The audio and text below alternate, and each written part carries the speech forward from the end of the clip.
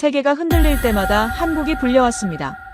전쟁터에 무기가 필요할 때, 사막에 전기가 없을 때 한국은 매번 조용히 나타났습니다. 그런데 가장 큰 불이 났습니다. 호르무즈 해협입니다. 전 세계 원유 20%가 지나가는 곳. 지금 완전히 막혔어요. 유가가 폭등하고 이란의 공격으로 승무원들이 다쳤습니다. 미국이 손을 뗐어요.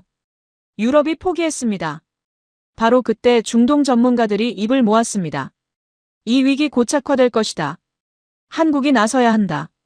한국만이 유일한 해법. 또 한국입니다. 왜일까요? 지금부터 시작합니다. 구독과 좋아요로 한국을 응원해주세요. 불길이 치솟았습니다. 팔라우 선적 스카이라이트 5. 길이 200m가 넘는 유조선이 오만의 한복판에서 불타고 있었습니다. 드론이었습니다. 이란이 쏜 드론과 미사일이 갑판을 뚫고 들어갔죠. 검은 연기가 수평선 위로 기둥처럼 솟아올랐고 바람이 불어올 때마다 탄 냄새가 해안까지 밀려왔습니다. 저는 제임스 오일입니다. 로이터 통신 에너지 전문 기자로 걸프 지역을 15년째 취재하고 있습니다. 이란 핵협상, 러시아의 우크라이나 침공, 사우디아람코 드론 공격까지 중동의 위기라면 웬만큼 봤다고 생각했습니다. 그런데 이번은 달랐습니다.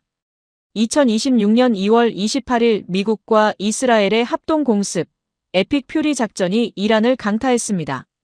하메네이가 사망했다는 속보가 터지자마자 저는 두바이행 비행기에 올랐죠. 예상한 기사는 정해져 있었습니다. 이란의 보복, 미국의 대응, 중동 정세 분석.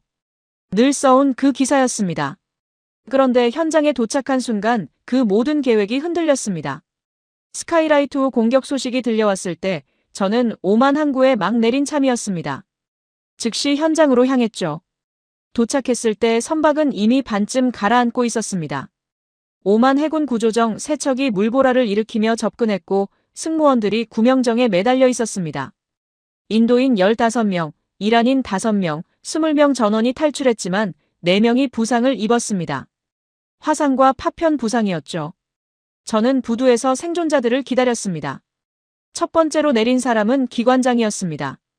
얼굴에 그을음이 묻어 있었고 손이 떨렸습니다. 저는 다가가 물었습니다. 어디서 공격받았습니까? 기관장은 떨리는 손으로 바다를 가리켰습니다. 호르무즈에서 40km 떨어진 곳이라고 했습니다. 드론이 2대 날아왔고 하나는 빗나갔지만 다른 하나는 선체 중앙을 뚫었다고 했죠. 미사일 한 발이 선미를 스쳤다고도 했습니다. 조금만 더 정확했으면 전원 사망이었을 거라고 했습니다. 미 해군 호위는요? 기관장이 쓴웃음을 지었습니다. 없었다고 했습니다. 요청했지만 거부당했다고 했죠. 저는 고개를 들어 수평선을 바라봤습니다. 호르무즈 해협 방향이었습니다. 150척이 넘는 선박이 저 너머에 갇혀 있었습니다. 유조선, 컨테이너선, LNG 운반선. 세계 원유의 20%가 지나는 그 좁은 길목 앞에서 선박들이 그냥 떠 있었습니다. 기다리고 있었습니다. 아무도 지켜주지 않는 바다에서. 트럼프 대통령은 이란 기뢰 부설함을 모두 격침시켰다고 했습니다. 두려워할 것이 없다고 용기 있게 통과하라고 했죠. 하지만 그날 오후에도 선박 한 척이 불에 탔습니다. UAE 미나 사크르항 북서쪽 17마일 허큘리스 스타우가 발사체에 맞아 화재가 났습니다. 선원들이 대피하는 모습이 위성 영상으로 전 세계에 퍼졌습니다. 그래도 미 해군은 움직이지 않았습니다. 유가는 배럴당 120달러를 넘어섰습니다. 2022년 이후 최고치였죠. 저는 숙소로 돌아와 노트북을 열었습니다. 기사를 써야 했습니다. 그런데 첫 문장이 써지지 않았습니다. 세계 최강의 해군이 선박 한 척을 지키지 못하고 있다는 사실을 어떤 문장으로 시작해야 할지 몰랐습니다. 창밖으로는 두바이의 야경이 아무 일 없다는 듯 빛나고 있었습니다. 저 불빛 하나하나를 밝히는 에너지가 지금 저 바다에 갇혀 있다는 사실이 묘하게 느껴졌죠. 전화가 울렸습니다. UAE 에너지부에서 오래 알고 지낸 관계자였습니다. 이름은 밝히지 말아달라는 사람이었죠. 저녁 먹을 시간 있냐고 할 말이 있다고 했습니다. 무스카트 호텔 로비에 마주 앉은 그의 얼굴은 평소와 달랐습니다. 말을 꺼내기 전에 한번 주변을 살폈죠. 저는 녹음기를 켰습니다. 현재 상황을 어떻게 보십니까? 최악이라고 했습니다. 트럼프 대통령이 이란을 폭격했지만 호르무즈는 오히려 더 막혔다고 했죠. 미 해군은 호위를 거부하고 있고 이란은 기뢰와 드론으로 바다를 장악하고 있다고 했습니다. 해결책이 있습니까? 관계자가 잠시 망설였습니다. 그리고 한 단어를 내뱉었습니다. 코리아. 저는 펜을 멈췄습니다. 웃음이 나왔습니다. 참았지만 입꼬리가 올라갔죠. 한국이요. 중동 위기를 한국이 해결한다고요? 관계자는 표정이 진지했습니다. 농담이 아니라고 했습니다. 실제로 논의되고 있는 방안이라고 했죠.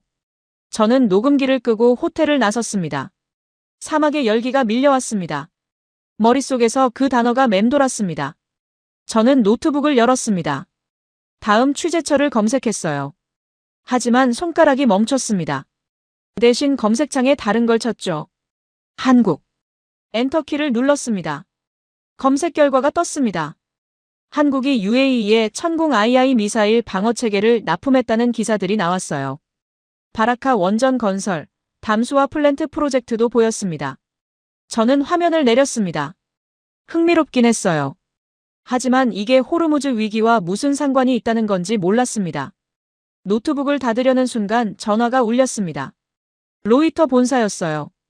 편집장이었습니다. 제임스, 지금 어디야? 오만입니다. 당장 호르무즈로 가. 마셜제도 선적 유조선이라는 선박이 공격받았어. 기관실 폭발이야. 저는 자리에서 일어났습니다. 사상자는요? 1명 사망. 나머지는 구명정으로 탈출했대. 전화를 끊고 즉시 움직였습니다. 다음 날 새벽 저는 오만 해군 구조정에 타고 있었어요. 목적지는 호르무즈 해협 북쪽 30km 지점이었습니다. 마셜제도 선적 화물선이었어요. 길이 170m급이었죠. 현장에 도착했을 때 선박은 반쯤 기울어져 있었습니다. 엔진이 꺼진 채 표류하고 있었어요. 오만 해군이 먼저 승선했습니다. 저는 그 뒤를 따라 사다리를 올랐죠. 갑판에 발을 디뎠습니다. 기름 냄새가 진동했어요. 바닥에는 검은 액체가 고여 있었습니다. 해군 장교가 손짓했습니다. 기관실로 내려가는 계단이었어요. 저는 안전모를 쓰고 따라 내려갔습니다. 기관실 문이 열렸습니다. 폭발 흔적이 선명했어요.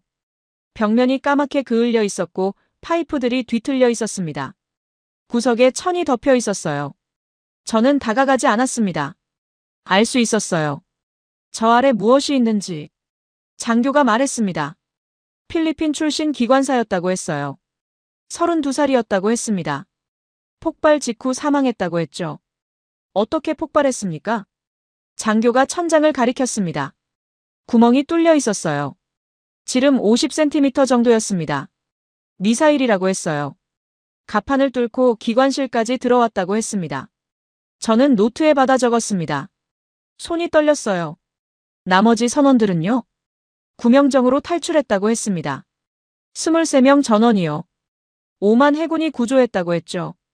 저는 기관실을 나왔습니다. 갑판으로 올라와 바다를 바라봤어요. 수평선이 텅 비어 있었습니다.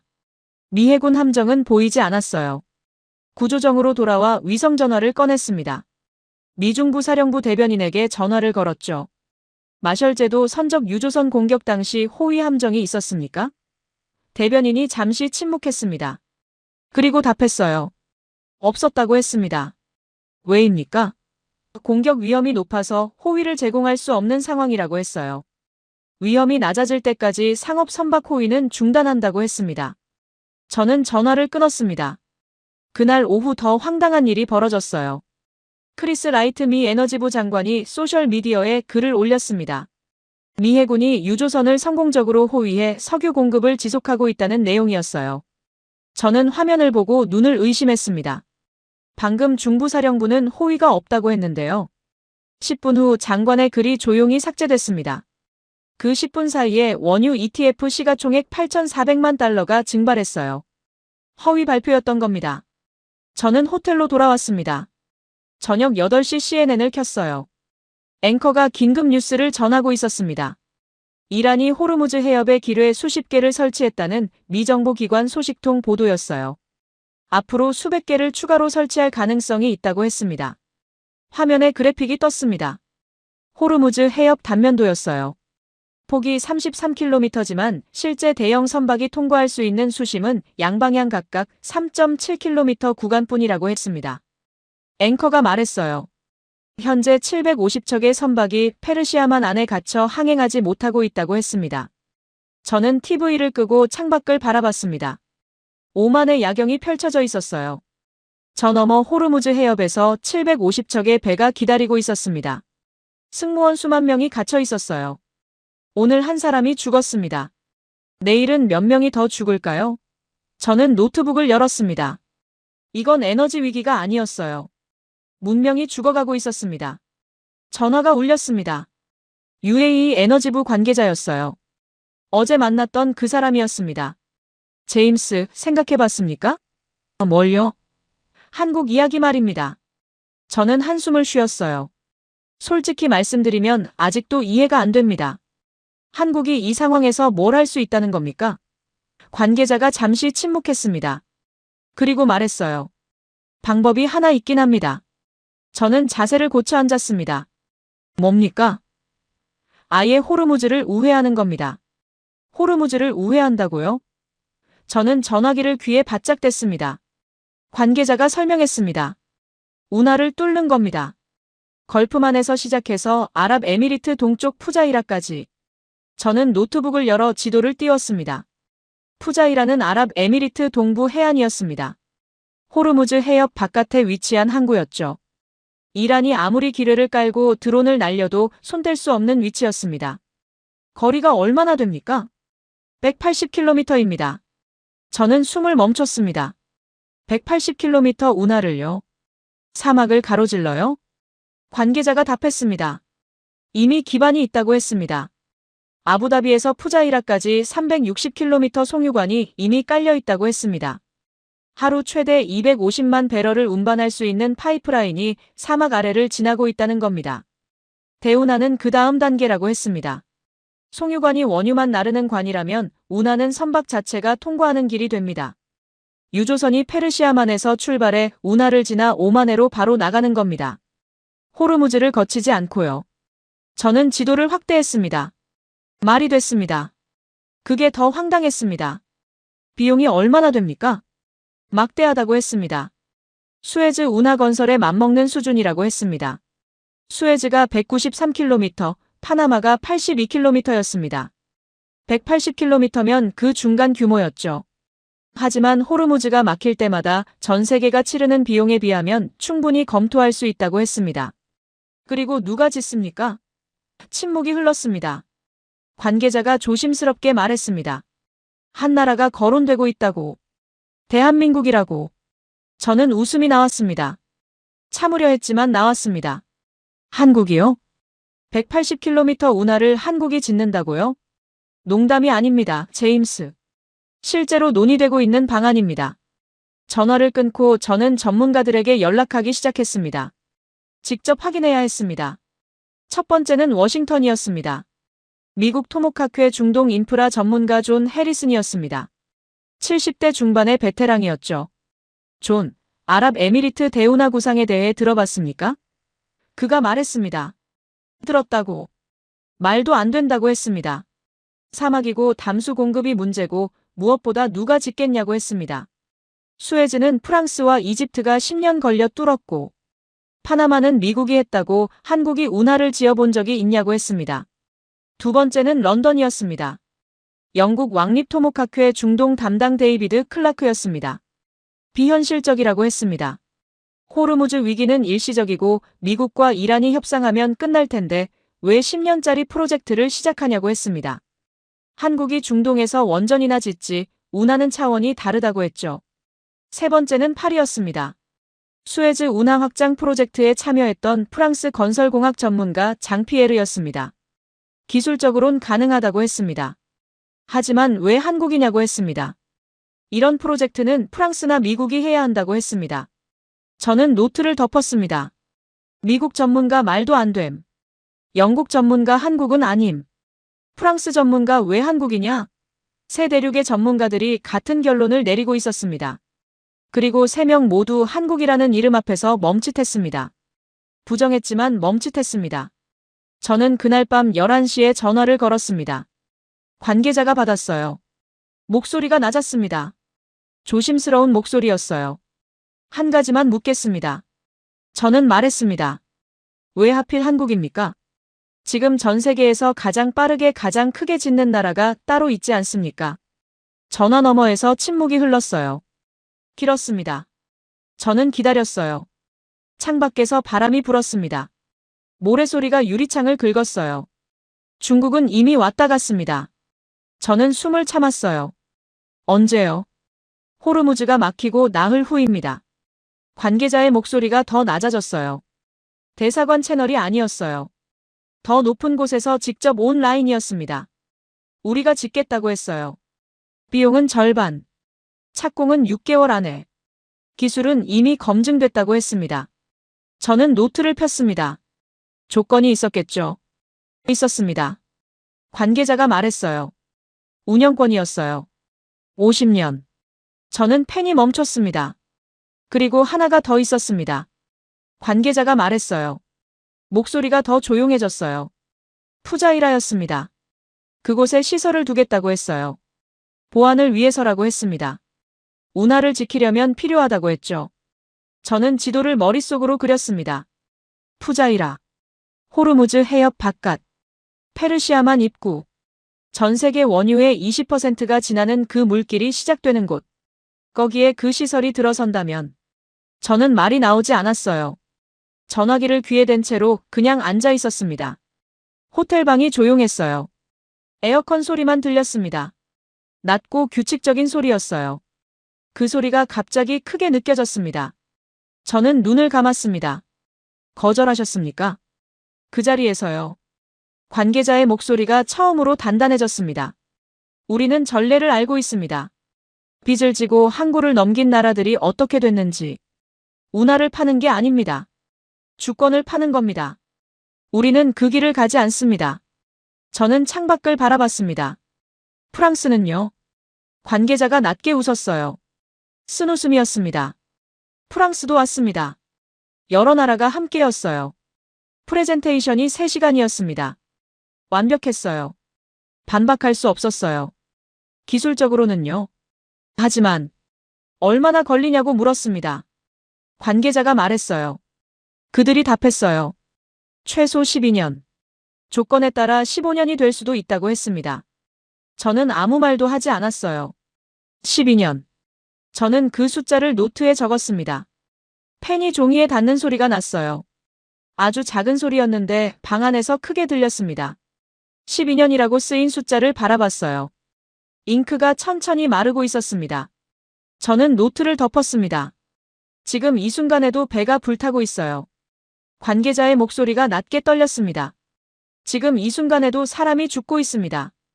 우리에게 15년이 어디 있습니까? 긴 침묵이 흘렀어요. 저는 먼저 입을 열었습니다. 한국에는 뭐라고 물어봤습니까? 타진을 했습니다. 얼마나 걸리냐고요? 한국이 뭐라고 했습니까? 관계자가 잠시 멈췄어요. 다음 날 답이 왔습니다. 그가 말했어요. 딱 2줄이었어요. 7년입니다. 하지만 5년으로 줄이겠습니다. 계약서에 쓰겠습니다. 저는 펜을 내려놨습니다. 딱 2줄이었습니다. 제임스. 관계자가 말했어요. 목소리가 처음으로 조용해졌습니다. 지친 것 같았어요. 우리는 운하를 원하는 게 아닙니다. 우리 땅에 우리 것을 원하는 겁니다. 우리 것으로요. 50년 동안 여기 있었던 나라. 가져가려 하지 않은 나라. 그런 나라가 있습니다. 어딥니까? 관계자가 잠시 멈췄습니다. 그건 당신이 확인해야죠. 기자니까요. 전화가 끊겼어요. 저는 오랫동안 어두운 방 안에 앉아 있었습니다. 창밖에서 모래바람이 불었어요. 유리창이 낮게 울렸습니다. 중국이 떨어졌습니다. 프랑스가 떨어졌어요. 그리고 관계자의 마지막 말이 머릿속에서 맴돌았습니다. 그런 나라가 있다고. 저는 뉴욕 본사 편집장에게 전화를 걸었습니다. 대운하 구상 이야기를 꺼냈습니다. 180km 운하, 호르무즈 우회, 시공 주체로 거론되는 나라가 있다고 했습니다. 어디냐고 물었습니다. 한국이라고 했습니다. 적잖이 긴 침묵이 흘렀습니다. 그리고 웃음기가 섞인 목소리가 들려왔습니다. 제임스, 거기 더위 먹은 거 아니에요? 저는 웃지 않았습니다. 저도 처음엔 그렇게 생각했다고 했습니다. 그런데 취재를 하면 할수록 이상하게 이 나라 이름이 계속 나온다고 했습니다. 편집장은 근거를 가져오라고 했습니다. 한국이 이 판에 낄 수 있다는 근거를. 전화가 끊겼습니다. 저는 노트북 화면을 바라봤습니다. 검색창에 천천히 쳤습니다. 한국 아랍에미리트 인프라. 엔터를 눌렀습니다. 결과들이 쏟아졌습니다. 바라카 원전, 담수화 플랜트, 도로 항만. 그리고 한 기사가 눈에 들어왔습니다.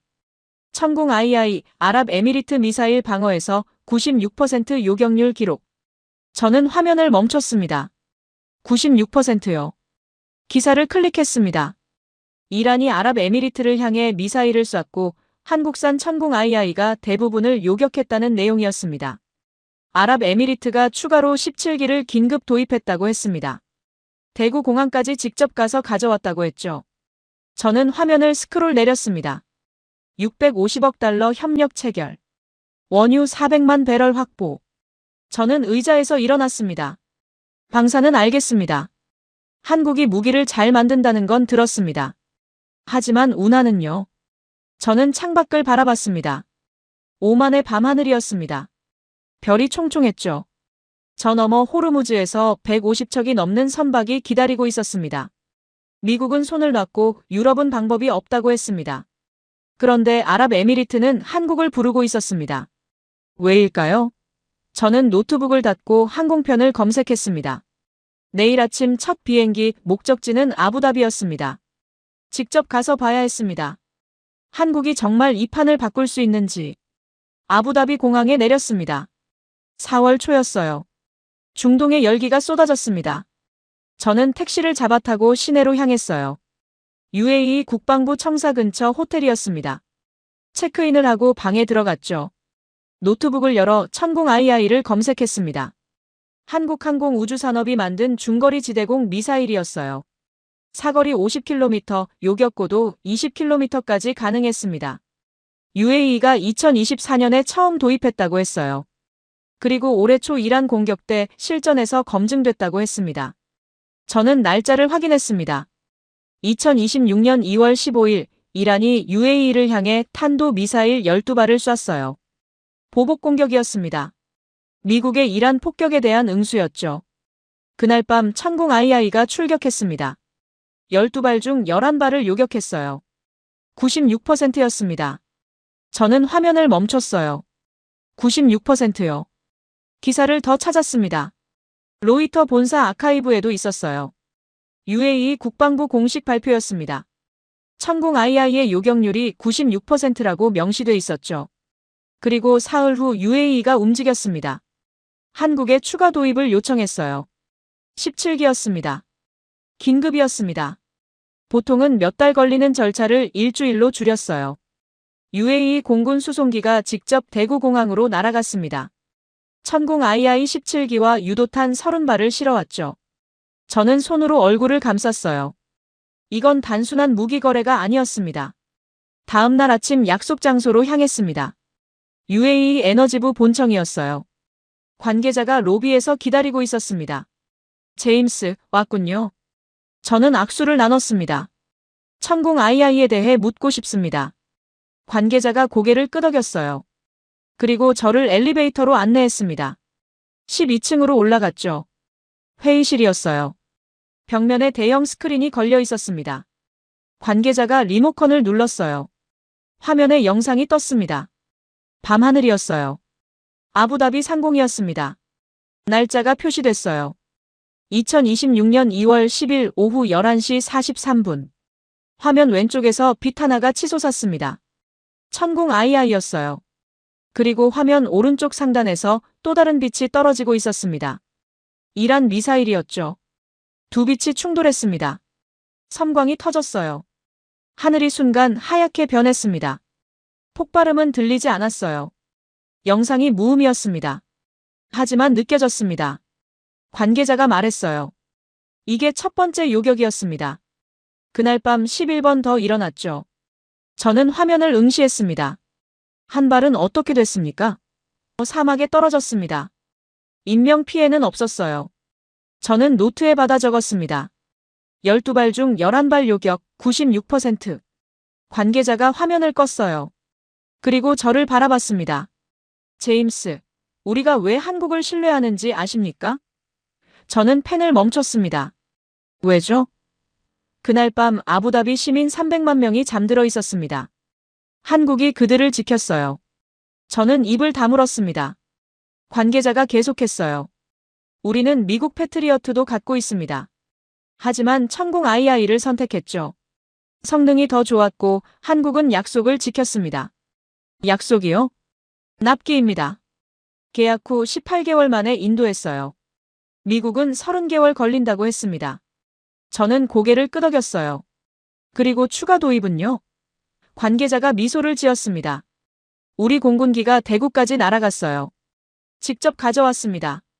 사흘 만에요. 사흘이요? 네. 한국은 불가능을 가능하게 만들더군요. 저는 숨을 들이쉬었습니다. 650억 달러 협력은 뭡니까? 관계자가 창밖을 바라봤어요. 방산만이 아닙니다. 에너지, 인프라, 기술 협력이에요. 한국은 우리의 파트너입니다. 원유 400만 배럴 이야기도 들었습니다. 관계자가 돌아봤어요. 맞습니다. 우리는 한국에 원유를 공급했어요. 천궁 II 대금으로요. 스왑 딜이었습니까? 관계자가 고개를 끄덕였습니다. 서로에게 필요한 걸 주고받는 겁니다. 우리는 안보가 필요했고 한국은 에너지가 필요했죠. 저는 노트를 덮었습니다. 한국이 이미 UAE를 지키고 있었어요. 미사일로, 원전으로, 그리고 신뢰로. 회의실을 나와 엘리베이터를 탔습니다. 관계자가 함께 내려왔어요. 제임스, 당신이 묻고 싶은 건 운하 아닙니까? 저는 고개를 들었습니다. 맞습니다. 관계자가 말했어요. 운하는 천궁 II보다 큽니다. 하지만 본질은 같아요. 무슨 뜻입니까? 신뢰입니다. 우리는 한국을 믿습니다. 약속을 지킬 거라고요. 저는 로비로 나왔습니다. 택시를 타고 호텔로 돌아왔어요. 방에 들어와 창밖을 바라봤습니다. 아부다비의 스카이라인이 펼쳐져 있었어요. 저 너머 어딘가에 천궁 II가 배치돼 있었습니다. 밤하늘을 지키고 있었죠. 저는 노트북을 열었습니다. 천궁 II 96% 요격률, 17기 사흘 만에 긴급 도입, 650억 달러 협력. 한국이 이미 여기 있었습니다. 하지만 의문은 남았어요. 방사는 알겠습니다. 한국이 무기를 잘 만드는 건 확인했어요. 그런데 운하는요? 180km 사막을 뚫는 건 미사일 만드는 것과 차원이 다른 거 아닙니까? 숙소로 돌아와 노트북을 열었습니다. 검색창에 쳤습니다. 한국 아랍에미리트 원전. 결과가 떴습니다. 바라카 원전은 아부다비에서 서쪽으로 270km 떨어진 곳에 있었습니다. 사막 한가운데였어요. 저는 렌터카를 몰고 그곳으로 향했습니다. 고속도로를 2시간 달렸죠. 주변은 모래뿐이었어요. 지평선까지 황량했습니다. 그런데 멀리서 무언가 보였습니다. 흰색 돔이었어요. 4개가 나란히 서 있었습니다. 바라카 원전이었습니다. 저는 차를 세우고 내렸어요. 사막 바람이 불어왔습니다. 모래가 얼굴을 때렸죠. 저는 선글라스를 쓰고 원전을 바라봤습니다. UAE 유일의 원전이었어요. 아랍권 최초이기도 했습니다. 누가 지었습니까? 한국입니다. 한국전력과 한국수력원자력, 그리고 삼성물산과 현대건설이 컨소시엄을 이루어 건설했어요. 계약은 2009년에 체결됐습니다. 총 사업비 200억 달러였죠. 첫 번째 호기가 2020년에 가동됐어요. 지금은 4개 호기 모두 돌아가고 있습니다. UAE 전체 전력의 4분의 1을 생산하고 있었죠. 저는 방문자 센터로 들어갔습니다. UAE 에너지부에서 미리 연락을 해뒀어요. 현장 관계자가 저를 기다리고 있었습니다. 파리드라는 사람이었어요. 40대 중반의 UAE 국적 엔지니어였습니다. 환영합니다, 제임스. 저는 악수를 나눴어요. 파리드가 안전모를 건넸습니다. 저도 하나 받았죠. 차를 타고 원전 단지로 들어갔습니다. 가까이서 보니 규모가 엄청났어요. 각 호기마다 높이가 60m는 됐습니다. 파리드가 말했어요. 한국이 이걸 10년 만에 지었습니다. 저는 고개를 돌렸어요. 10년이요? 네. 첫 삽을 뜬 게 2012년. 마지막 호기 가동이 2024년입니다. 저는 차창 밖을 바라봤습니다. 사막 한가운데 원전 4개를 10년 만에요. 파리드가 고개를 끄덕였어요. 처음엔 불가능하다고들 했습니다. 사막은 너무 덥고 물도 없고 인력도 부족하다고요. 하지만 지었군요. 파리드가 미소를 지었습니다. 한국인들이 왔어요. 그리고 약속했죠. 10년 안에 완공하겠다고. 지켰습니까? 파리드가 원전을 가리켰어요. 저기 있지 않습니까? 저는 노트에 받아 적었습니다. 차에서 내려 원전 로비로 들어갔어요. 통제실이었습니다. 화면들이 벽을 가득 채우고 있었어요. 엔지니어들이 자리에 앉아 모니터를 보고 있었습니다. 파리드가 설명했어요. 지금 4호기가 모두 전격 출력으로 돌아가고 있습니다. 총 5,600mW를 생산하고 있어요. 이산화탄소 배출은요? 제로입니다. 원전이니까요. 저는 화면을 바라봤습니다. 숫자들이 움직이고 있었어요. 실시간 출력량이었습니다.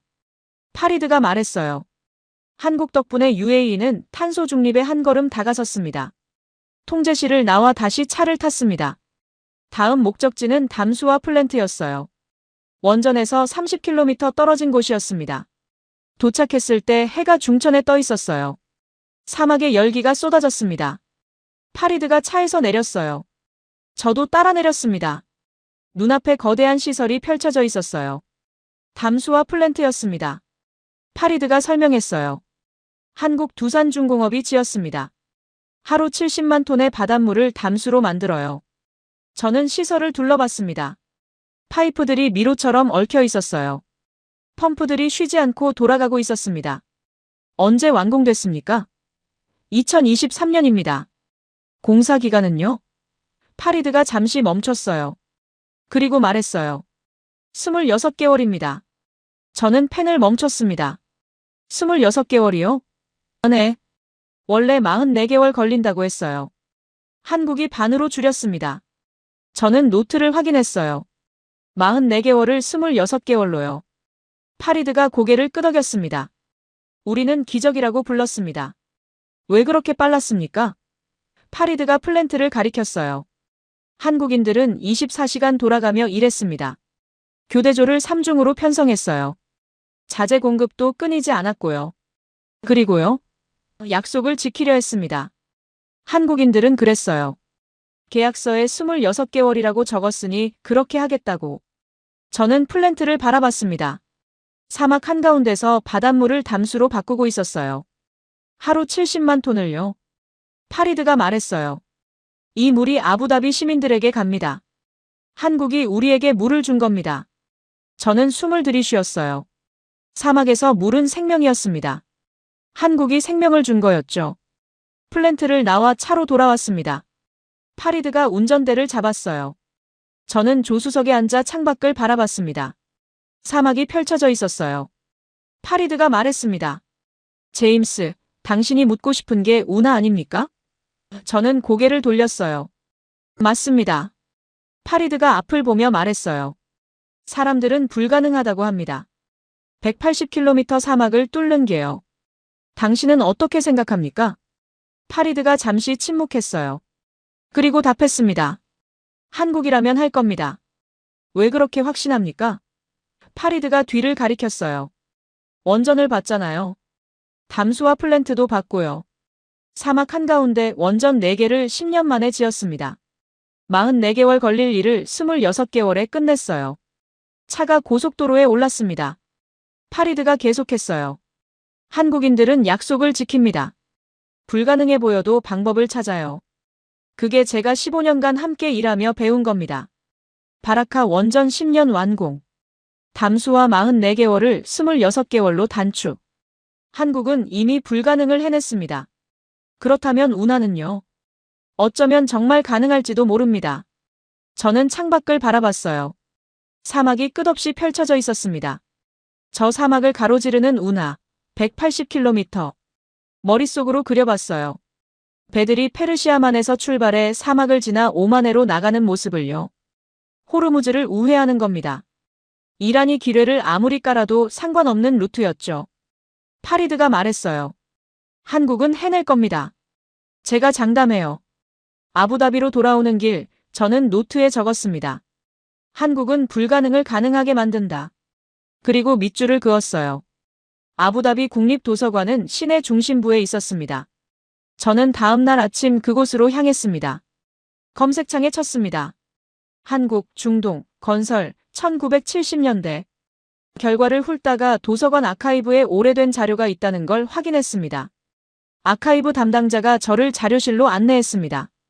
책장에 오래된 신문들이 꽂혀 있었습니다. 1973년부터 1980년대까지였습니다. 저는 첫 번째 파일을 꺼냈습니다. 1973년 10월 기사였습니다. 제목이 눈에 들어왔습니다. 한국 건설 근로자 1000명 아부다비 도착. 기사를 읽었습니다. 오일 쇼크로 중동에 돈이 넘쳐나던 시절이었습니다. 사우디아라비아, 아랍에미리트, 쿠웨이트가 인프라 건설에 막대한 자금을 쏟아붓고 있었습니다. 도로, 항만, 병원, 공항. 사막 위에 문명을 올려야 했습니다. 전 세계 건설사들이 몰려들었습니다. 그 속에 한국이 있었습니다. 현대건설, 대우건설, 삼성물산이었습니다. 다음 파일을 열었습니다. 1975년 기사였습니다. 한국건설사 약속 기한보다 3개월 앞당겨 완공. 사진이 함께 실려 있었습니다. 한국인 근로자들이 사막에서 땀을 흘리고 있었습니다. 섭씨 50도가 넘는 더위 속에서도 멈추지 않았다고 했습니다. 모래 폭풍 속에서도 일했다고 했습니다. 명절도 반납했다고 했습니다. 그리고 약속한 날짜에 건물이 섰습니다. 1980년대 기사로 넘어갔습니다. 아랍에미리트 정부, 한국 건설사의 감사패 수여. 당시 건설부 장관의 말이 인용돼 있었습니다. 한국인들은 다르다고 했습니다. 약속한 날짜를 지킨다고 했습니다. 품질도 뛰어나다고 했습니다. 저는 파일을 덮고 잠시 앉아 있었습니다. 50년이었습니다. 한국은 50년간 이 땅에서 일해왔습니다. 도로, 항만, 건물, 플랜트. 그리고 그 모든 현장마다 같은 평가가 따라붙었습니다. 약속을 지킨다고. 저는 자료실을 나오지 못했습니다. 의자에 그대로 앉아 있었어요. 오래된 종이 냄새가 났습니다. 잉크 냄새가 났어요. 그 냄새 속에 무언가가 있었습니다. 사람 냄새 같은 게요. 저는 2019년 부산에서 만난 노인을 떠올렸습니다. 박성만이라고 했어요. 당시 78이었습니다. 1977년 사우디아라비아로 갔다고 했어요. 현대건설 용접공이었습니다. 비행기를 그때 처음 타봤다고 했어요. 아랍어는 한마디도 몰랐다고 했습니다. 사막이 그렇게 넓은 줄 몰랐다고 했어요. 하늘 끝까지 모래였다고 했습니다. 낮에는 못 일했어요. 노인이 말했어요. 여름엔 너무 뜨거워서요. 새벽 3시에 일어나서 오전에 일하고 낮엔 쉬었습니다. 해지면 또 일했어요. 저는 받아 적으면서 손이 무거워졌습니다. 명절은요? 제가 물었어요. 노인이 잠시 말이 없었습니다. 아들 첫돌을 못 갔어요. 노인이 말했습니다. 편지로 사진이 왔어요. 돌잔치 사진. 저는 그 사진을 막사벽에 붙여놨습니다. 매일 밤 봤어요. 저는 노트에서 눈을 들었습니다. 노인이 창밖을 보고 있었어요. 부산 항구가 보이는 창이었습니다. 저도 따라서 창밖을 봤어요. 컨테이너선 한 척이 천천히 움직이고 있었습니다. 거대한 배였어요. 철제 컨테이너들이 층층이 쌓여 있었습니다. 어딘가로 가고 있었어요. 혹은 어딘가에서 돌아오고 있었겠죠. 노인이 그 배를 보고 있었습니다. 한동안 말이 없었어요. 저는 기다렸습니다. 후회하셨습니까? 제가 물었어요. 노인이 고개를 저었습니다. 천천히요. 약속을 했으니까요. 노인이 말했어요. 현장 소장이 날짜를 약속했어요. 저도 약속한 거였습니다. 그걸 못 지으면 안 됐어요. 나라가 가난해도 내가 못 배워도 그것만은 지켜야 했어요. 약속. 저는 오래 앉아 있었습니다. 그리고 물었어요. 왜요? 노인이 저를 바라봤습니다. 그 사람들이 우리를 믿었으니까요. 노인이 말했어요. 못 배운 한국 사람들을. 가난한 나라에서 온 사람들을. 그래도 믿었어요. 그 믿음을 저버리면 안 됐습니다. 아부다비 도서관 자료실에 앉아 저는 그 말이 귓속에서 울렸어요. 그 믿음을 저버리면 안 됐습니다. 저는 1975년 신문을 다시 폈습니다. 사진을 봤어요. 사막에서 땀을 흘리는 얼굴들. 이름도 없는 사람들이었습니다. 기사에 이름이 없었어요. 그냥 한국인 근로자들이었습니다. 그 얼굴들 어딘가에 박성만이 있었을 겁니다. 막사벽에 돌잔치 사진을 붙여놓고 새벽 3시에 일어난 사람이요. 저는 사진을 오래 들여다봤습니다. 얼굴들이 모두 젊었어요. 20대, 30대였습니다. 지금쯤 살아계신다면 7, 80대겠죠. 어딘가의 거실에 앉아 계실 겁니다. 손주들이 뛰어다니는 집에서요. 그분들은 기억하고 계실까요? 섭씨 50도의 사막을, 모래 폭풍 속에서 잡고 있던 용접봉을, 막사벽의 그 사진을 기억하고 계실 겁니다. 잊을 수 없는 것들이 있습니다. 몸이 기억하는 것들이요. 저는 파일을 덮었습니다. 문을 열고 나왔어요. 햇빛이 쏟아졌습니다. 눈이 부셨어요. 저는 눈을 가늘게 뜨고 한동안 서 있었습니다. 저 하늘 아래 어딘가에 그 아들이 있을 겁니다. 돌잔치 날 아버지가 없었던 아이가 지금쯤 50대가 됐겠죠. 그 아이는 알까요? 아버지가 그날 사막에서 무엇을 지키고 있었는지. 도서관을 나와 아랍에미리트 외교부로 향했습니다. 약속을 잡아둔 사람이 있었습니다. 파티마 알만수리 외교부 대변인이었습니다. 40대 후반의 여성이었습니다. 저를 맞이하며 악수를 청했습니다. 자리에 앉아 녹음기를 켰습니다. 한국에 대한 아랍에미리트의 인식을 묻고 싶습니다. 파티마가 미소를 지었습니다. 특별하다고 했습니다. 단순한 거래 상대가 아니라고 했습니다. 언제부터냐고 물었더니 1970년대부터라고 했습니다. 하지만 최근에 더 깊어졌다고 했습니다. 결정적인 순간이 언제였습니까? 파티마가 잠시 창밖을 바라봤습니다. 그리고 말했습니다. 2020년이었다고. 코로나 때였다고 했습니다. 저는 펜을 들었습니다. 파티마가 설명했습니다. 당시 아랍에미리트도 방역 물자가 부족했다고 했습니다. 전 세계가 자국 우선이었다고 했습니다. 여러 나라의 도움을 요청했지만 대부분 거절했다고 했습니다. 그런데 한국이 먼저 연락해왔다고 했습니다. 요청을 받은 게 아니었습니다. 한국 정부가 먼저 물었다고 했습니다. 무엇이 필요하냐고. 마스크 100만 장, 진단키트 10만 개가 비행기에 실려왔다고 했습니다. 무상이었다고 했습니다. 저는 펜을 멈췄습니다. 파티마가 말을 이었습니다. 그때 외교부 장관이 공식 성명을 냈다고 했습니다. 한국에 빚을 졌다고. 외교 문서에 빚졌다는 단어를 쓰는 나라는 흔치 않습니다. 저는 그 단어 하나에 오래 머물렀습니다. 파티마가 서랍을 열었습니다. 문서 하나를 꺼내 건넸습니다. 작년 아랍에미리트 국민 대상 호감도 조사 결과였습니다. 저는 문서를 받아 펼쳤습니다. 96%. 저는 숨을 멈췄습니다. 96%요? 파티마가 고개를 끄덕였습니다. 전 세계에서 가장 높은 수치라고 했습니다. 미국보다 높고 영국보다 높다고 했습니다. 천궁 II의 요격률과 같은 숫자였습니다. 우연 같지 않았습니다. 파티마가 마지막으로 말했습니다. 가장 중요한 건 신뢰라고 했습니다. 한국은 약속을 지킨다고 했습니다. 50년간 그래왔다고 했습니다. 우리는 그걸 안다고 했습니다. 외교부를 나와 걸었습니다. 코르니쉬 해변이었습니다. 바람이 불었습니다. 머릿속에서 50년이 정렬됐습니다. 1970년대 사막의 땀, 명절을 반납한 밤들, 코로나 때 먼저 내민 손, 44개월을 26개월로 줄인 기적, 96% 요격률, 그리고 650억 달러 협력. 이것들은 따로따로 있는 사건이 아니었습니다. 50년에 걸쳐 켜켜이 쌓인 것들이었습니다. 신뢰는 계약서 한 장으로 만들어지지 않았습니다. 사막에서 흘린 땀으로, 명절을 반납한 밤들로, 먼저 건넨 마스크 하나로 만들어졌습니다. 워싱턴의 존 해리스는 물었습니다. 한국이 운하를 지어본 적이 있냐고. 틀린 질문이었습니다. 중요한 건 운하를 지어봤냐가 아니었습니다. 아랍에미리트가 누구를 믿느냐였습니다. 50년을 함께한 나라를 믿느냐, 아니면 도면을 들고 나타난 새 얼굴을 믿느냐. 저는 벤치에 앉아 노트를 폈습니다. 그리고 천천히 썼습니다. 신뢰는 하루아침에 만들어지지 않는다. 숙소로 돌아와 내일 일정을 잡았습니다. 푸자이라였습니다. 대운하의 종착지였습니다. 180km 사막을 가로지르는 운하가 정말 가능한지 직접 가서 봐야 했습니다. 다음 날 새벽 저는 아부다비를 출발했습니다. 목적지는 푸자이라였어요.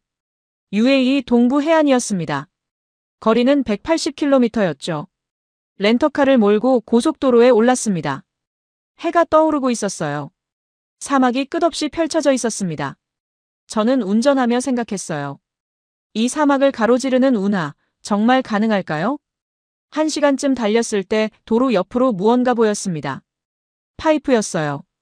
저는 차를 세웠습니다. 내려서 가까이 다가갔죠. 송유관이었어요. 지름이 1엠쯤 됐습니다. 은색으로 빛나고 있었죠. 아부다비다 시푸자이라 송유관이었습니다. 360km를 달리는 파이프였어요. 하루 150만 배럴의 원유를 실어 나르고 있었습니다. 저는 파이프를 만져봤어요. 따뜻했습니다. 안에서 원유가 흐르고 있었어요. 이미 우회로가 존재했습니다. 호르무즈를 거치지 않고 푸자이라로 가는 길이었죠.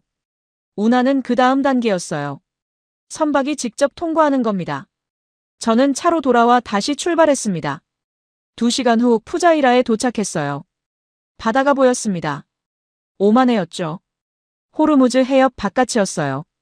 항구로 향했습니다. 푸자이라 항은 생각보다 컸어요. 컨테이너 크레인들이 줄지어 서 있었습니다. 하지만 텅 비어 있었어요. 선박이 거의 없었습니다. 저는 항만청으로 갔어요. 관계자를 만나기로 약속이 잡혀 있었습니다. 사미르라는 사람이었어요. 50대 초반의 항만 관리자였습니다. 제임스, 왔군요. 저는 악수를 나눴습니다. 사미르가 창밖을 가리켰어요. 보시다시피 한산합니다. 호르무즈 때문입니까? 사미르가 고개를 끄덕였어요. 배들이 페르시아만 안에 갇혀 있어요. 여기까지 못 와요. 송유관은 있지 않습니까? 사미르가 미소를 지었습니다. 맞아요. 송유관으로는 원유가 옵니다. 하지만 LNG, 컨테이너, 일반 화물은요? 와야죠. 그래서 운하입니까? 사미르가 저를 바라봤어요. 맞습니다. 운하가 뚫리면 모든 게 바뀝니다. 사미르가 지도를 펼쳤어요. 걸프만에서 시작해 여기 푸자이라까지 180km입니다. 운하를 뚫으면 배들이 직접 통과해요. 폭은 얼마나 됩니까? 최소 300m는 돼야 합니다. 대형 유조선이 지나가려면요. 깊이는요? 20m 이상이요. 저는 계산했어요. 180km, 폭 300m, 깊이 20m. 엄청난 규모였습니다. 사미르가 말했어요. 하지만 그게 전부가 아닙니다. 뭡니까? 물이에요. 저는 펜을 들었습니다. 사미르가 설명했어요. 운하에는 물이 필요합니다. 담수로요. 바닷물을 쓰면 염분 때문에 주변 땅이 죽어요. 그럼 어떻게 합니까? 담수화입니다. 운하를 지으면서 동시에 담수화 플랜트를 건설하는 거예요. 저는 노트에 적었어요. 사미르가 계속했습니다. 그리고 그 담수를 농업에도 쓸 수 있습니다. 운하 주변에 농장을 만드는 거죠. 농장이요? 사미르가 고개를 끄덕였어요. 사막이지만 물만 있으면 됩니다. 한국이 이미 UAE에서 사막쌀 농사를 성공시켰어요. 아시겠지만요. 저는 알고 있었어요. 한국 농촌진흥청이 UAE 사막에서 쌀을 재배했습니다. 성공했죠. 사미르가 지도를 가리켰어요. 운하, 담수화, 농업. 세 개가 하나로 연결됩니다. 이게 진짜 비전이에요. 누가 이걸 설계했습니까? 사미르가 잠시 멈췄어요. 그리고 답했습니다. 한국 엔지니어들이 제안했습니다. 저는 펜을 놨어요. 한국이요? 사미르가 고개를 끄덕였습니다. 단순히 운하만 파자는 게 아니었어요. 담수화와 농업까지 연계하자고 했죠. 그래야 경제성이 나온다고요. 저는 숨을 쉬었습니다. 운하만으로는 부족했어요. 호르무즈가 정상화되면 무용지물이 될 수 있었죠. 하지만 담수화와 농업까지 연결되면 달랐습니다. 운하가 생명선이 되는 거였어요. 항만청을 나왔습니다. 저는 해변으로 걸어갔어요. 오만해가 펼쳐져 있었습니다. 파도가 밀려왔다 빠져나갔죠. 저는 바다를 바라보며 생각했어요. 미국은 호위를 거부했습니다. 유럽은 방법이 없다고 했어요. 강대국들은 호르무즈 앞에서 눈치만 보고 있었죠. 하지만 한국은 달랐어요. 조용히 움직이고 있었습니다. 천궁 II로 하늘을 지켰어요. 원전으로 전기를 만들었습니다. 담수화로 물을 줬죠. 그리고 이제 운하로 판을 바꾸려 하고 있었어요. 저는 휴대폰을 꺼냈습니다. 로이터 본사에 전화를 걸었어요. 편집장이 받았습니다. 제임스, 어때? 기사 씁니다. 주제가 뭔데? 저는 바다를 바라보며 답했어요. 한국이 호르무즈 판도를 바꾸는 방법입니다. 편집장이 잠시 침묵했어요. 그리고 물었습니다. 확신해? 저는 고개를 끄덕였어요. 편집장은 볼 수 없었지만요. 확신합니다. 좋아. 쓰고 보내. 전화를 끊었습니다. 머릿속으로 기사를 구성했어요. 호르무즈 위기, 750척의 배, 승무원 사망. 미국의 무능, 유럽의 방관. 그리고 한국. 천궁 II, 원전, 담수화, 그리고 대운하. 강대국들이 문제 앞에서 멈췄을 때 한국이 해결책을 내놓고 있었어요. 조용히 하지만 확실하게. 저는 호텔로 돌아왔습니다. 노트북을 열고 타이핑을 시작했어요. 제목부터 잡았습니다. 한국이 호르무즈 위기를 재편하는 방법. 손가락이 키보드 위를 달렸습니다. 스카이라이트호 화염, 마셜제도 선적 유조선 승무원 사망, 천궁 II 96% 요격률, 바라카 원전 10년 완공, 담수화 44개월을 26개월로 50년의 신뢰, 그리고 대운하. 모든 퍼즐이 맞춰졌어요. 한국은 해결사였습니다. 우크라이나에 무기를 보냈어요. 전 세계에 반도체를 공급했습니다. 중동에 원전을 지었죠. 그리고 이제 호르무즈를 우회하는 길을 열려하고 있었어요. 강대국 사이에서 피해만 보던 나라가 아니었습니다. 이제는 문제를 해결하는 나라였어요. 저는 타이핑을 멈추고 창밖을 바라봤습니다. 푸자이라 야경이 보였어요. 저 바다 너머 호르무즈에서 750척이 기다리고 있었습니다. 하지만 곧 바뀔 거예요. 운하가 뚫리면요. 한국이 판을 바꾸면요. 저는 다시 키보드로 돌아왔습니다. 마지막 문단을 쓰기 시작했어요. 사흘 후 기사가 나갔습니다. 로이터 메인 페이지에 떴어요. 한국이 호르무즈의 판을 바꾸고 있다. 제목 아래 제 이름이 있었습니다. 제임스 오일, 로이터 에너지 전문 기자. 저는 호텔방에서 화면을 바라봤어요. 클릭수가 올라가고 있었습니다. 10분 만에 1만을 넘었어요. 1시간 후엔 10만이었습니다. 오후가 되자 다른 언론들이 움직이기 시작했어요. 월스트리트 저널이 제 기사를 인용했습니다. 한국, 중동 에너지 위기의 새로운 해법 제시. 파이낸셜 타임스도 따라왔어요. 한국 대운하 구상, 호르무즈 우회 가능성 주목. CNN이 전화를 걸어왔습니다. 인터뷰 요청이었어요. 저는 거절했습니다. 기사로 충분했죠. 저녁이 되자 UAE 에너지부에서 연락이 왔어요. 관계자였습니다. 제임스, 기사 잘 봤습니다. 저는 전화기를 귀에 댔어요. 팩트만 썼습니다. 관계자가 웃었어요. 그래서 더 좋습니다. 과장이 없어서요. 반응이 어떻습니까? 더 좋습니다. 우리 정부도 주목하고 있어요. 한국 정부도 연락이 왔고요. 저는 창밖을 바라봤어요. 대운하는 언제 시작합니까? 관계자가 잠시 침묵했어요. 아직 확정은 아닙니다. 하지만 논의는 진지하게 진행 중이에요. 전화를 끊고 저는 짐을 쌌습니다. 다음 날 오만으로 돌아갔어요. 호르무즈 해협으로 가야 했습니다. 마지막 취재였죠. 오만 항구로 향하는 길이었습니다. 사막이 양옆으로 흘렀어요. 도로가 일직선이었습니다. 끝이 보이지 않았어요. 저는 그 직선 위를 달렸습니다. 전화가 울렸습니다. 80이었어요. 한국 번호였습니다. 저는 블루투스로 받았어요. 제임스 오일 기자님이십니까? 낮은 목소리였습니다. 한국어 억양이 있는 영어였어요. 조심스러운 목소리였습니다. 맞습니다. 기사 읽었습니다. 그가 말했어요. 잠시 멈췄습니다. 이름은 말씀드리기 어렵습니다. 한 가지만 전하고 싶어서 전화했습니다. 저는 속도를 줄였어요. 말씀하십시오. 어제 회의가 있었습니다. 그가 말했어요. 기자님, 기사가 나간 다음 날이었어요. 긴급 소집이었습니다. 저는 핸들을 잡았어요. 회의에 한 분이 계셨어요. 그가 말했습니다. 올해 76이십니다. 1974년에 처음 이 땅에 오셨어요. 사우디, UAE, 쿠웨이트, 카타르. 20년을 사막에서 사셨습니다. 그분이 지은 건물들이 지금도 저 사막 어딘가에 서 있습니다. 저는 말이 없었어요. 그 고문이 회의 중에 일어나셨습니다. 그가 말했어요. 목소리가 조금 흔들렸어요. 그리고 말씀하셨습니다. 잠시 침묵이 흘렀습니다. 저는 기다렸어요. 우리가 다시 가야 할 때가 됐다. 도로가 길었습니다. 사막이 끝없이 펼쳐져 있었어요. 그게 전부였습니다. 그가 말했어요. 회의실이 조용해졌어요. 아무도 말이 없었습니다. 그 고문이 1974년에 처음 사막 모래를 밟던 날부터 지금까지 무엇을 해왔는지 우리 모두 알고 있으니까요. 전화가 끊겼습니다. 저는 갓길에 차를 세웠어요. 엔진을 껐습니다. 차 안이 조용해졌어요. 사막의 열기가 유리창을 통해 밀려왔습니다. 창밖으로 모래가 바람에 날렸어요. 가느다란 모래줄기가 도로 위를 스쳐 지나갔습니다.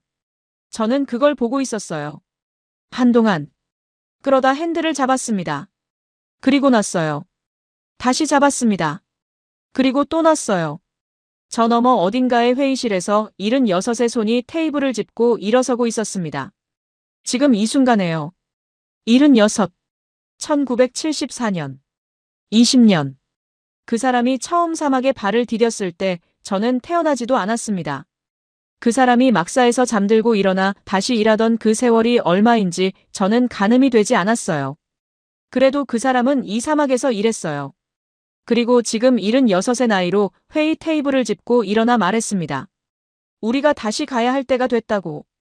저는 핸들 위에 이마를 댔습니다. 잠시 눈을 감았어요. 저 너머 오만 항구에 배들이 기다리고 있었습니다. 서울 어딘가의 회의실에서 도면이 펼쳐지고 있었어요. 50년이 지나도 끊어지지 않는 것이 있었습니다. 저는 눈을 떴습니다. 사막이 펼쳐져 있었어요. 도로가 일직선으로 뻗어 있었습니다. 저 멀리 지평선이 흔들렸어요. 아지랑이었습니다. 사막의 열기가 공기를 뒤틀고 있었어요. 저는 오랫동안 그 흔들리는 지평선을 바라봤습니다. 1974년에 그 사람이 처음 이 사막을 봤을 때도 이 아지랑이가 있었겠죠. 낯선 땅이었을 겁니다. 말도 통하지 않았을 거예요. 뜨겁고 건조하고 끝없는 모래뿐이었겠죠. 그래도 남았습니다. 20년을요. 그리고 지금 76의 나이로 테이블을 짚고 일어났어요. 저는 차를 출발시켰습니다. 오만 항구에 도착했습니다. 배들이 여전히 갇혀 있었어요. 750척이 페르시아만 안에서 기다리고 있었습니다. 저는 부두를 걸었어요. 선원들이 갑판에 앉아 있었습니다. 며칠째 항행하지 못하고 있었죠. 한 선원이 저를 봤어요. 다가왔습니다. 기자님 아닙니까? 저는 고개를 끄덕였어요. 로이터 제임스 오일입니다. 선원이 악수를 청했어요. 인도 출신이었습니다. 기사 읽었습니다. 한국 이야기요. 저는 손을 맞잡았어요. 어땠습니까? 선원이 바다를 가리켰어요. 희망이 보였습니다. 저는 아무 말도 하지 않았어요. 선원이 계속했습니다. 저희는 20일째 여기 있어요. 집에 못 가고 있죠. 하지만 운하가 뚫리면 달라지겠죠. 저는 고개를 끄덕였어요. 시간이 걸릴 겁니다. 선원이 미소를 지었어요. 괜찮아요. 희망이 있으면 기다릴 수 있어요. 부두를 떠나 해변으로 걸어갔습니다. 파도가 밀려왔다 빠져나갔어요. 저는 앉아서 바다를 바라봤습니다. 3주 전에 스카이라이트호가 불타는 걸 봤어요. 마셜제도 선적 유조선 기관실에서 승무원이 죽었습니다. 미국은 호위를 거부했어요. 전 세계가 손을 놨죠. 그런데 한국이 있었습니다. 조용히 하지만 확실하게 움직이고 있었어요. 천궁 II로 하늘을 지켰습니다. 원전으로 전기를 만들었어요. 담수화로 물을 줬죠. 그리고 이제 운하로 판을 바꾸려 하고 있었습니다. 저는 노트를 꺼냈어요. 마지막 페이지를 펼쳤습니다. 펜을 들고 적었어요. 해결사의 조건. 첫째, 신뢰. 50년간 쌓은 신뢰였습니다. 둘째, 실력. 불가능을 가능하게 만드는 기술이었어요. 셋째, 약속. 말한 걸 지키는 것이었습니다. 한국은 세 가지를 모두 갖고 있었어요. 그래서 UAE가 불렀습니다. 그래서 세계가 주목했죠. 저는 펜을 놨어요. 파도 소리가 들렸습니다. 저 너머 호르무즈에서 750척이 기다리고 있었어요. 하지만 곧 바뀔 거예요. 운하가 뚫리면요. 한국이 길을 열면요. 저는 일어났습니다. 호텔로 돌아가야 했어요. 내일 비행기를 타야 했죠. 런던으로 돌아갑니다. 하지만 이 이야기는 여기서 끝이 아니었어요. 시작이었습니다. 한국이 중동에서 판을 바꾸는 시작이었죠. 저는 해변을 떠났습니다. 뒤돌아보지 않았어요. 지금까지 공감 코리아였습니다. 이야기가 재미있으셨다면 주변 분들에게도 공유해주세요. 대한민국 최고라고 댓글을 남기고 구독, 좋아요로 대한민국의 밝은 미래를 응원해주세요. 다음 이야기로 또 찾아뵙겠습니다. 감사합니다.